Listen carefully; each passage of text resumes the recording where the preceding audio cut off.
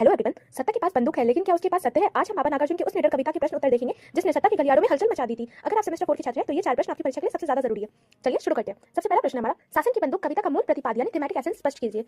Answer है सत्ता का दमन। यह कविता दिखाती है कि जब शासन निरंकुश हो जाता है तो वह अपनी शक्ति यानी बंदूक का प्रयोग निर्दोष जनता को डराने के लिए करता है। दूसरा पॉइंट हमारा, लोकतंत्र की विफलता। कविता उस स्थिति का वर्णन करती है जहां न्याय काना हो गया है और अहिंसा का मार्ग अवरुद्ध हो गया है। तीसरा पॉइंट हमारा, जनता की आवाज। अंत में कविता यह संदेश देती है कि वैचारिक क्रांति यानी कोकिला की कूक को हिंसा से दबाया नहीं जा सकता है। स्टूडेंट, जब आप प्रतिपाद लिखे तो सत्ता बनाम जनता, पावर वर्सेस पीपल के संघर्ष को मुख्य बिंदु बनाना। नागार्जुन यहाँ केवल एक समय की बात नहीं कर रहे बल्कि हर उस दौर की बात कर रहे जहां तानाशाही सिर उठाती है। हमारा दूसरा प्रश्न, कवि ने आचार्य विनोबा भावे को मूक यानी मौन कहकर उन पर क्या व्यंग्य किया?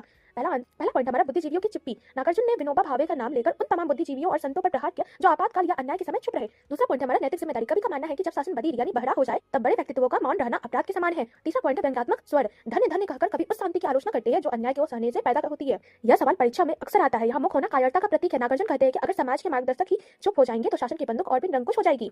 हमारा तीसरा सवाल है, कहानी हो गई शासन की बंदूक और अहिंसा चूक गई, पंक्तियों का भाव स्पष्ट कीजिए। पहला पॉइंट हमारा, पक्षपात।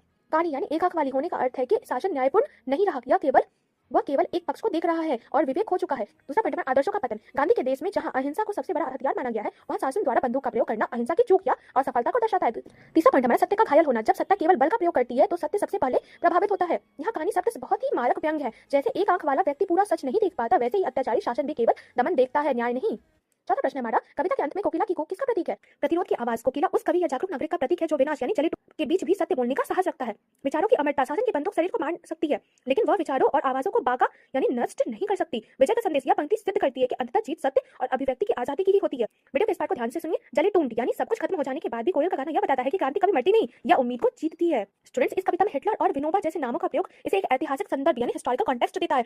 क्या आपको लगता है कि आज के दौर में भी बुद्धिजीवियों की चुप्पी समाज के लिए खतरा है? अपनी राय कमेंट्स में दें। तो ये थे शासन की बंदूक के वो सवाल जो आपकी परीक्षा के लिए इंपॉर्टेंट है। याद रखिए, शासन की बंदूक सत्य का गला नहीं घोट सकती। अगर वीडियो हेल्पफुल लगे तो इसे अपने क्लास ग्रुप में शेयर करें। मिलते हैं हमारे नेक्स्ट वीडियो पर। And study with smile.